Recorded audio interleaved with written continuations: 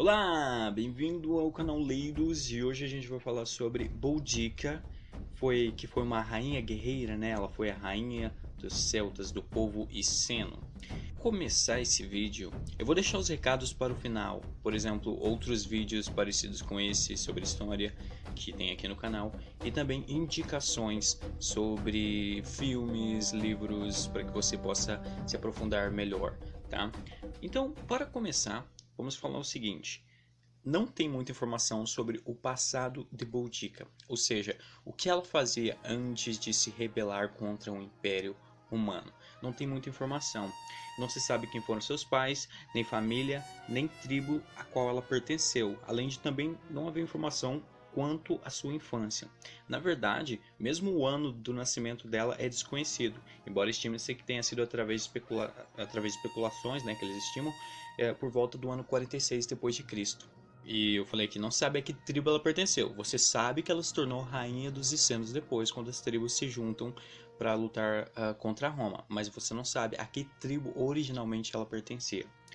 Vale ressaltar que a história da Boudica é contada por historiadores romanos como Tácito e Dion Cássio, e os tais relatos só cobrem os acontecimentos ocorridos entre os anos de 60 e 61 depois de Cristo, os quais estão relacionados ao momento no qual Boudica passou a liderar algumas tribos celtas na Bretanha, a fim de vingar a morte de seu marido e a afronta a seu povo, cometida pelos romanos. Tudo isso ocorreu durante o governo do imperador Nero, que foi de 54 a 68 d.C. Embora o imperador, como sugerem alguns relatos romanos, não deu atenção a esse conflito, Nero não foi um imperador interessado em guerras e conquistas.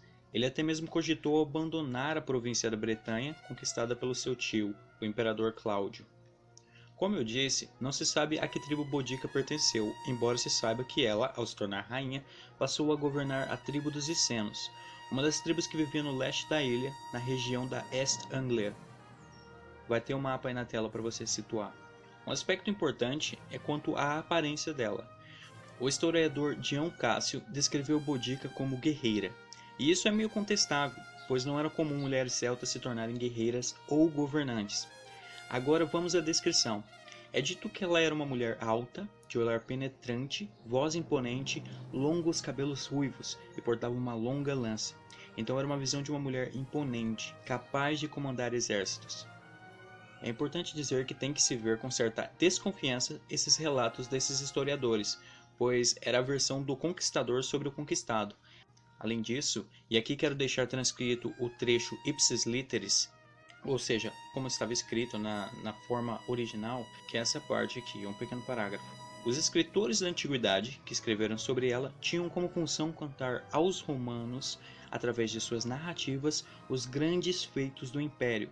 Eles faziam parte de uma sociedade que era desacostumada a ver uma mulher como governante e muito menos como comandante de um exército. Dessa forma, Boudica foi descrita por eles como uma mulher masculinizada, que tinha o tamanho, a voz e as armas de um homem, além de ineficácia de sua liderança. Por que ineficácia de sua liderança? Eles acreditavam que embora ela fosse muito competente por ter reunido todas essas tribos, ainda faltava uma coisa natural a ela, que tinha ao homem por naturalidade, mas que a mulher não possuía, que era uma capacidade de liderança, de liderar exércitos e de ser forte, de vencer o inimigo. Uma coisa tipo assim. Mas mais tarde eu vou tocar mais nesse aspecto. Mas você vê que é uma visão muito machista, inclusive, dos romanos, né? Eles tinham uma visão que não privilegiava tanto a mulher. E nesse sentido, é bom dizer que eu tinha até lido um texto que falava que as mulheres celtas tinham mais liberdade que as mulheres romanas. Já as mulheres celtas podiam inclusive deitar-se com outros homens se esses fossem superiores aos maridos delas, ou seja, pelo que eu entendi é se esses homens conseguissem derrotar os maridos dela em combate.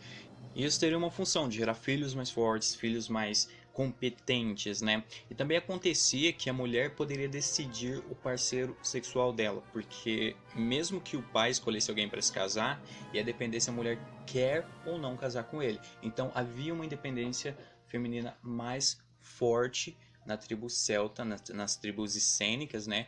Embora, como eu disse, não fosse comum também eles terem mulher como governante ou como líder nessas tribos, ainda que tivesse essa maior liberdade nesses aspectos. Mas então, por que a Boudica se rebela contra o Império Romano? O que provoca isso? Para entender isso, vamos ter que falar sobre o marido dela, o rei, e aqui peço perdão caso minha pronúncia esteja errada, Prasutagus. Ele falece por volta do ano 60. É importante dizer que ele se confrontou contra os romanos por volta do ano 47. Nessa época, quem era imperador de Roma era Cláudio, que é o tio de Nero, justamente numa rebelião contra os romanos. Quer dizer, Prasatagus ele se rebelou no ano 47 numa rebelião contra os romanos, mas acontece que ele acaba sendo vencido e se tornando súdito dos romanos. Dessa forma, ele assina um tratado de rendição e submissão. Vale ressaltar que, de modo geral, os romanos tinham uma política que era a seguinte: olha, conquistamos vocês, agora é a gente que manda, porém pode continuar vivendo da forma que vocês estavam fazendo.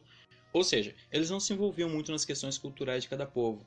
No mais, eles falavam: olha, vivam da forma que bem quiserem e paguem uns impostos pra gente. Vocês podem continuar tendo seus mesmos deuses, pode continuar, enfim, vivendo da forma que sempre viveram, mas vai ter que pagar imposto pra gente. E aceitar Roma, né, como o seu líder. E também tinha uma coisinha más, que é justamente o que vai causar essa contenda entre as tribos essênicas e o Império Romano, que estava ali na província da Bretanha. A província romana que se instalava na Bretanha, melhor dizendo.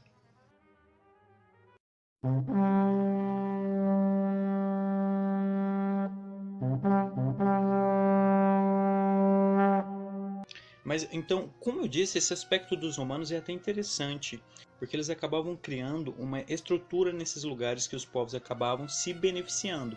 Por exemplo, todos os lugares que os romanos passavam, eles faziam as estradas. Até dizia, olha, todas as estradas levam a Roma, porque é justamente isso. Por onde eles passavam, eles construíam uma estrada.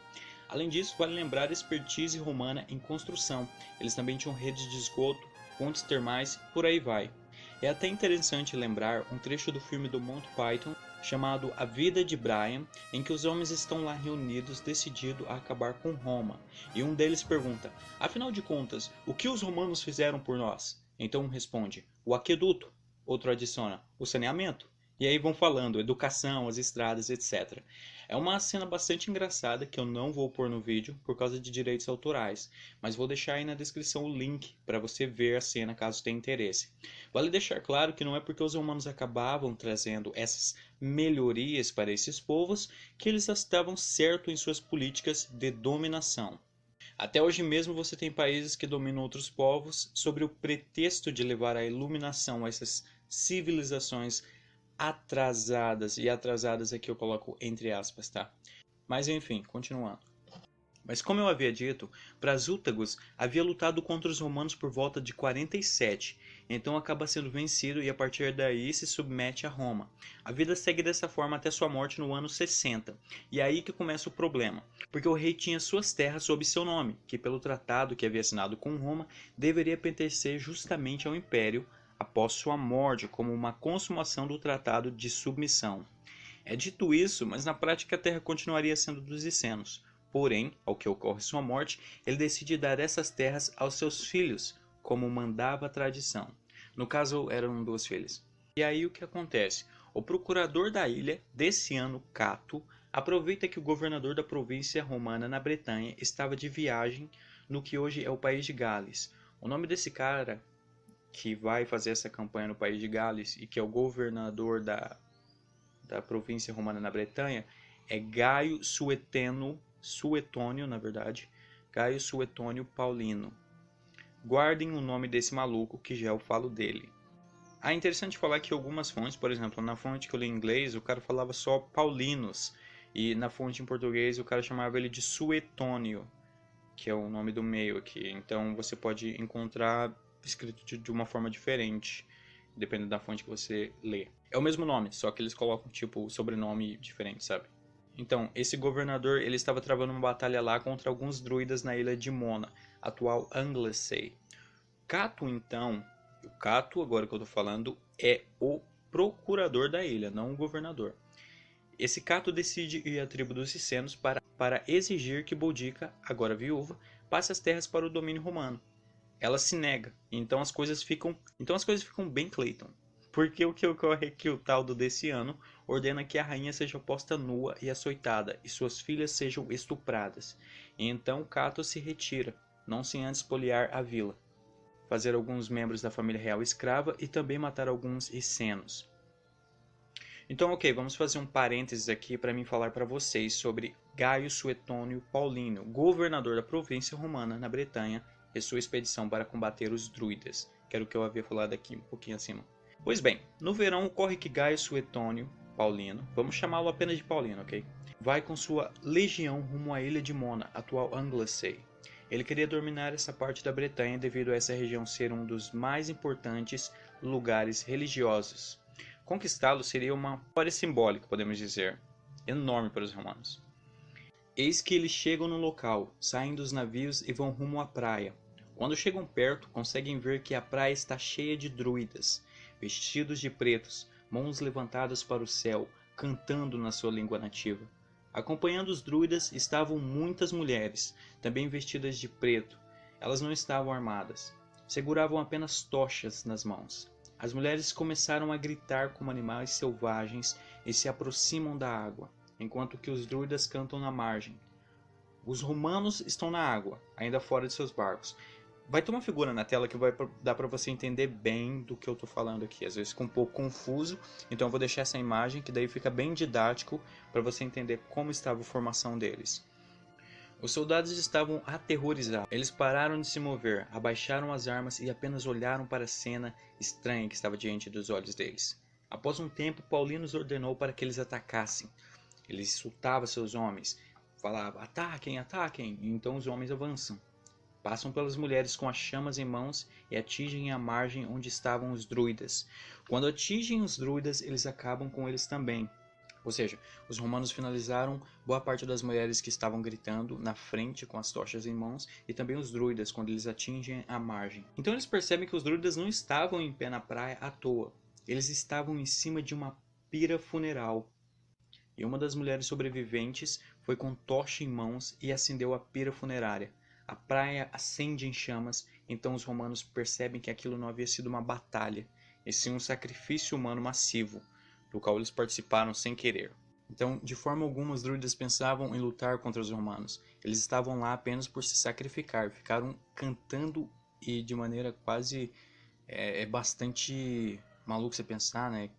Imagina qual a sensação de uma pessoa estar nessa situação de saber que vai morrer e apenas estar lá parado, não tentar fugir, não tentar mudar de qualquer forma, nem lutar sequer. Eles apenas estavam resignados com a sua morte.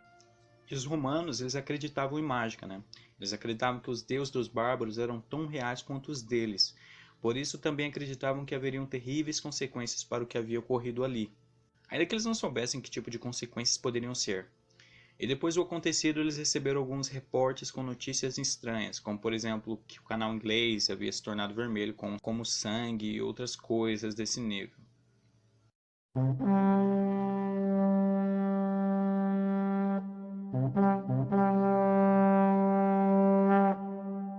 Agora de volta a Boudica.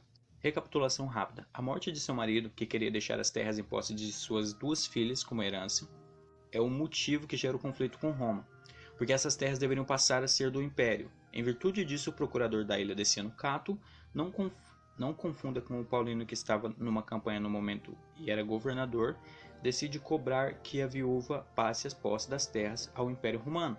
Ela se nega, é açoitada e suas filhas estupradas, entendeu? Beleza, vamos seguir.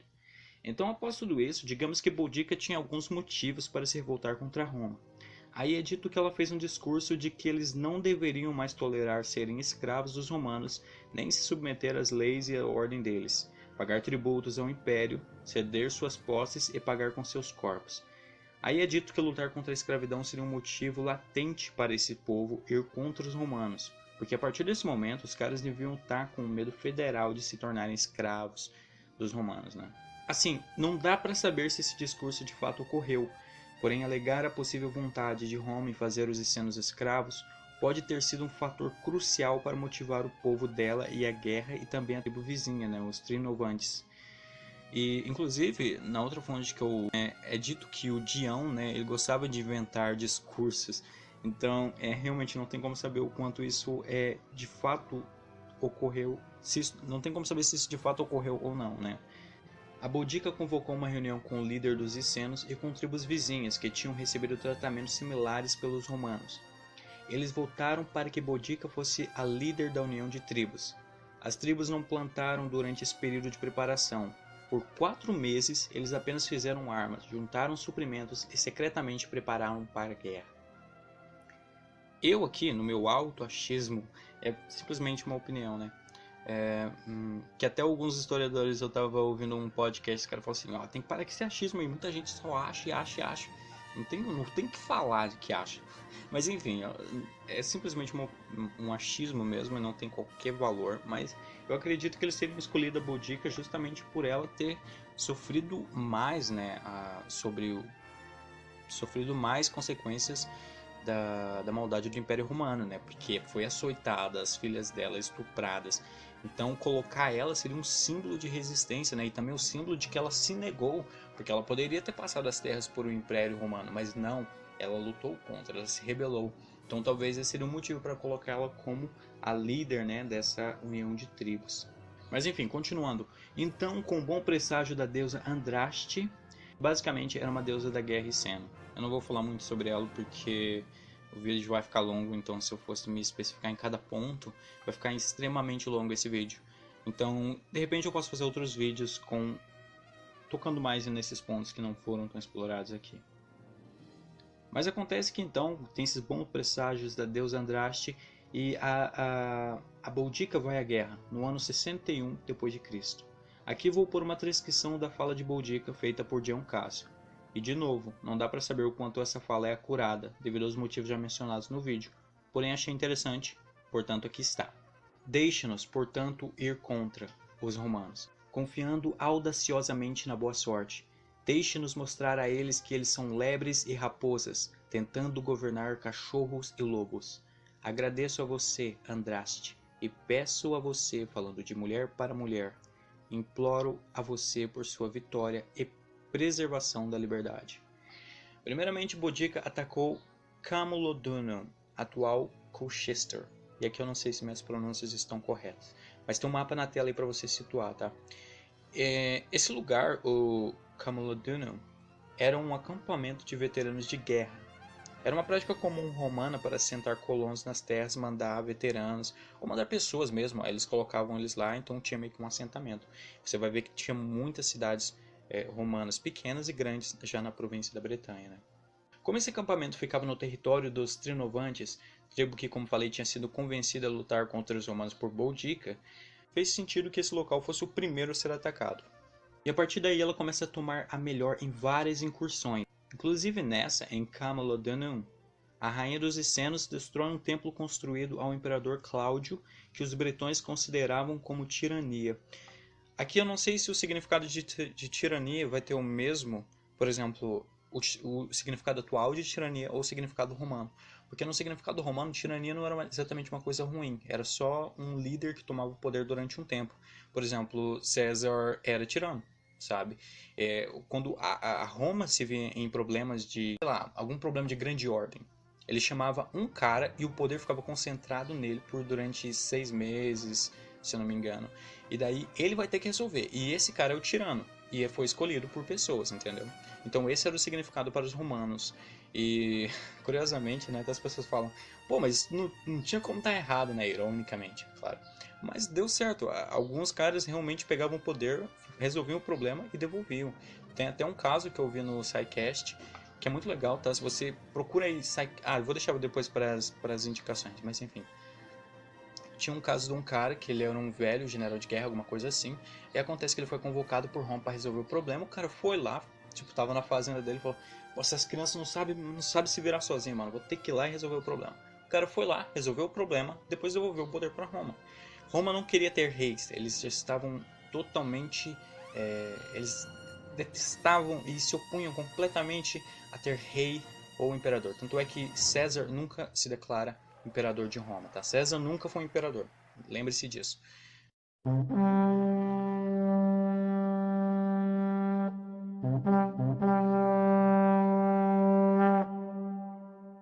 Mas enfim, então continuando. Aí, como eu disse, né, derrubaram lá a estátua do Cláudio.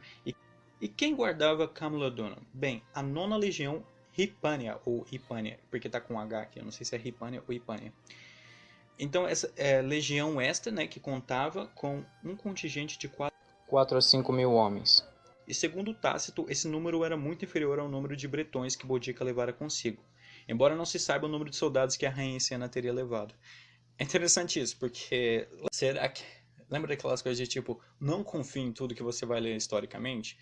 Tipo assim, não leia com uma fé cega, você tem que tentar contestar. Porque o historiador, eu lembro que o número aproximado que eles dão é o seguinte: a Boudica teria levado de 100 a 120 mil homens. E meio que, cara, é muito difícil ela ter reunido esse número de pessoas, porque se eu não me engano, nessa província, naquela época tinha tipo 200 mil pessoas. Numa fonte que eu tinha lido, né? Então ela juntar 120 mil homens parece. Bem. Sabe aquela imagem que você já viu no Face, tipo um tubarão comendo um helicóptero? Aí tem aquela legenda, parece verídico? É tipo isso, cara. Não dá pra levar muito isso em consideração. Parece que sim, a Boudica tinha um exército muito grande, ela conseguiu reunir muitas tribos, mas não, e era muito maior que o número de romanos, porém não chegaria a tanto, né, a discrepância. Então, o legado do exército romano, aqui ó, o legado no exército romano é o general do exército, que é equivalente ao moderno oficial general. Esse cara, o Quinto Petilius Cerealis, ele teria enviado um pedido de socorro ao procurador Deciano Cato. Porque lembra que o governador estava em campanha? O Paulinus? Então, ocorreu que Cato mandou apenas 200 homens. E aí, meu amigo, só mandou mais carne pro espeto. Resultado, o templo saqueado e destruído. Cidade saqueada e queimada. E a nona legião quase que completamente dizimada. E esses 200 homens que ele manda, se eu não me engano, numa outra fonte fala que os caras eram escravos, sei lá, uns caras totalmente despreparados, não tinha jeito, sabe? Então em Camulodunum tinha alguns soldados que tentaram proteger os cidadãos do ataque seno. Porém, depois de um cerco que durou vários dias, o templo veio abaixo, e aí os relatos são de pura crueldade por parte dos essenos. Os caras lavaram a alma mesmo. Crucificaram, torturaram até a morte, enforcaram, queimaram as pessoas vivas em óleo. Então Paulinus descobre a treta que aconteceu, ou seja, que Camulodunum foi atacada. Ele então envia 2.500 homens que não esperavam encontrar um exército tão grande para combater e acabam derrotados. Aí, uns 500 fogem e avisam Paulino. Sabendo da derrota, ele prepara uma legião com 5 mil homens e ainda manda mensagem aos lugares próximos onde havia qualquer soldado retirado que pudesse carregar arma e escudo, o que levou seu número para 10 mil. Havia outra legião com 5 mil homens no sudoeste. Paulinus ordenou que eles se apresentassem para lutar ao seu lado, mas o sujeito que estava encarregado dessa legião recusou a ordem. Então Paulino tinha apenas 10 mil homens e foi para Londino com estes. Ele encontra locais, ou seja, pessoas que moravam ali, residentes, né, em Londinum, que é a atual Londres, né? Londinum é o que a gente chama hoje de Londres. E diz que não tem homens suficientes para montar uma defesa. Por isso aconselha a deixarem a cidade e diz que protegerá aqueles que o seguirem. Daí ele vai com milhares de refugiados ao lado, rumo ao norte. Quando Boudica chega a Londinum, ela trata a galera do mesmo jeito que fez com Camulodunum. Se bem que não galera, né? Porque já não tinha provavelmente ninguém ali. Mas enfim, ela saqueia, queima a cidade e vai pra frente.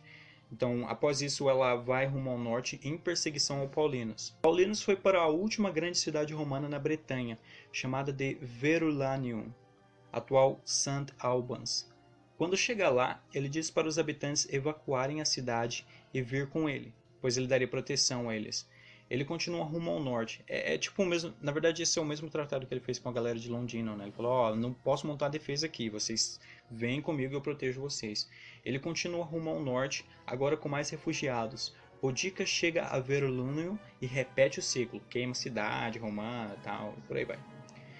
Nesse momento, as 3 grandes cidades romanas na Bretanha perecem. Um número ressaltado nas fontes é o de 80 mil romanos massacrados, que era uma parcela gigantesca da população total romana na província. Isso é engraçado porque eles falam que 80 mil romanos teriam sido massacrados. Aí depois eles falam que 80 mil celtas vão ser mortos pelo romano, aqui na frente, né, sabe? A colonização estava em risco agora, e Paulinus continuava rumando o norte, porém agora estava quase na fronteira do território romano, com milhares de refugiados e pouca comida. Não havia mais para onde ir, e ele não tinha esperança de receber reforço tão cedo. Então ele decide parar e lutar. Manda os refugiados para o oeste e pede que eles vão em frente, até atingir o assentamento em Wale. Ele deveria saber que após serem vencidos, Boudica iria rumo a Wale também. Mas enfim, então ele decide lutar, e de acordo com o relato, é legal também porque isso é um fato interessante, em inglês eles falam Dio, sabe como o Dio do... que canta aquela música Holy Diver. Enfim, eles falam Dio, eles não conseguem falar Dion, porque no inglês não tem esse som anasalado como a gente faz no português. Inclusive é muito difícil para eles aprenderem isso. Esse nosso ão, tipo Dion, são, pão, é difícil eles entenderem esse som anasalado que a gente tem no português.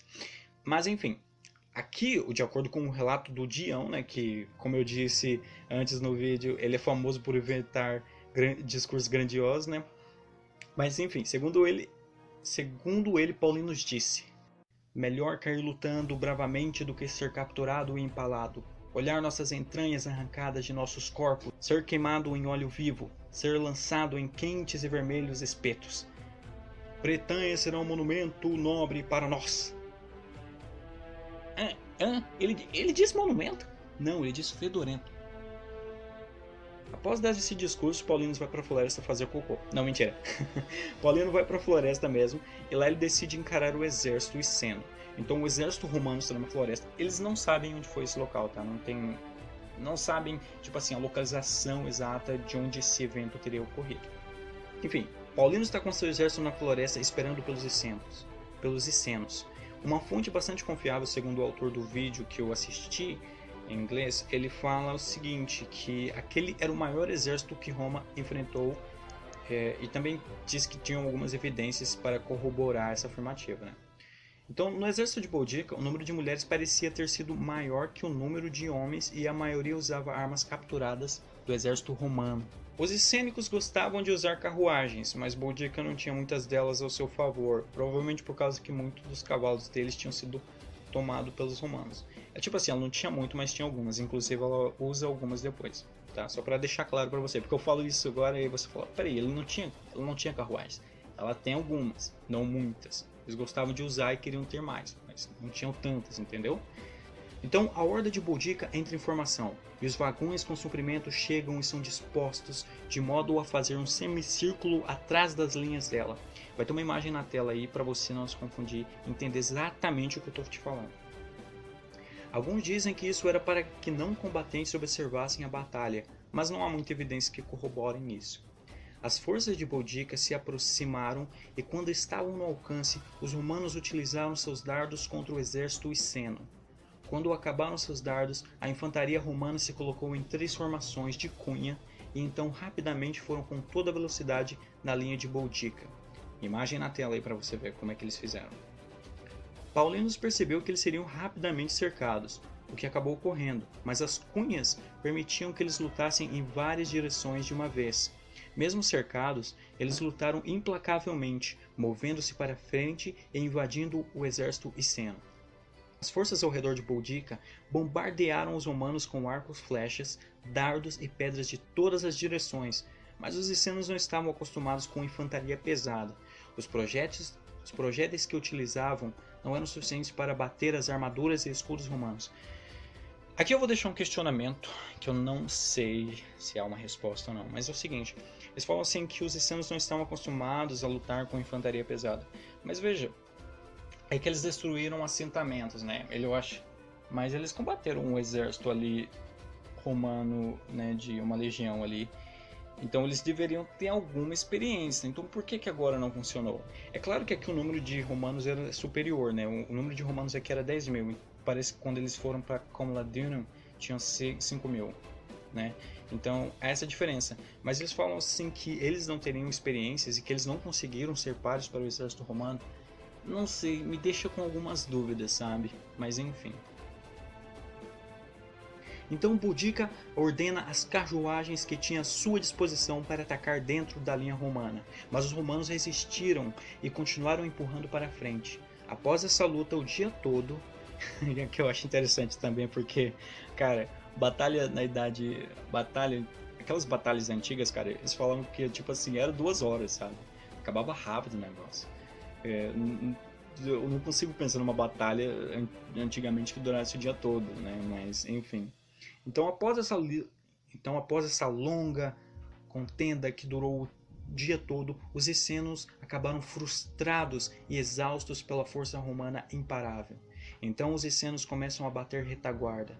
Eles correm para trás de seus próprios vagões, o que causa um engarrafamento. Veja na imagem o que teria acontecido com os essenos. O que eles iriam fazer? Eles meio que tentam passar pelos vagões dele, né, numa tentativa de bater retaguarda. Eles acabam se aglomerando ali, provocam um engarrafamento. E aí o exército romano vai para frente. Então, presos em seus próprios vagões, os romanos aproveitam essa oportunidade e começam a matança. E aí uma batalha que poderia ter sido fácil para os essenos se torna um verdadeiro matadouro, onde os romanos conseguem tomar a vitória, né? Porque diz que mataram mais de 80.000 essenos. Boudica e mais alguns teriam fugido, e alguns relatos dizem que ela teria se suicidado por envenenamento. Na verdade, essa é a versão de Tácito. Dion, por sua vez, diz que ela morreu no ano de 61, mas não aponta o motivo. E como eu disse, não há um consenso, não sabe se o que aconteceu com ela de fato, né? Como eu disse, algumas fontes dizem que ela se envenenou, mas outras também dizem que ela morreu sem especificar como isso teria ocorrido, né? O que se sabe é que no final o exército romano conseguiu prevalecer. Bom, então esse foi o vídeo sobre Boudica, a rainha dos essenos. Espero que tenham gostado. Deu um trabalho fazer esse vídeo porque eu fiquei lendo fontes diferentes justamente porque uma fonte me dava uma informação, só que era meio superficial, aí a outra já completava aquilo, então foi enriquecendo, né? Então, muito obrigado por ter assistido o vídeo. Cara, como eu disse, deu muito trabalho, então por favor, deixa o seu like aí, se inscreva no canal, porque a gente sempre vai trazer novos vídeos de história assim, bem completos e bem bacanas. Vai haver todas as fontes na descrição que eu utilizei para fazer esse vídeo. As sugestões, eu não vou ficar falando aqui para tornar o vídeo muito longo, mas vai ter várias sugestões na descrição de filmes que você pode ver, de livros, todo esse tipo de coisa. Então se você quiser se aprofundar mais sobre a Boudica, então beleza, então vai ficar umas dicas aí do que você pode ler para justamente conseguir fazer isso, tá? Então é isso por esse vídeo, tá? Não esqueça do like. Até o próximo vídeo e falou-se!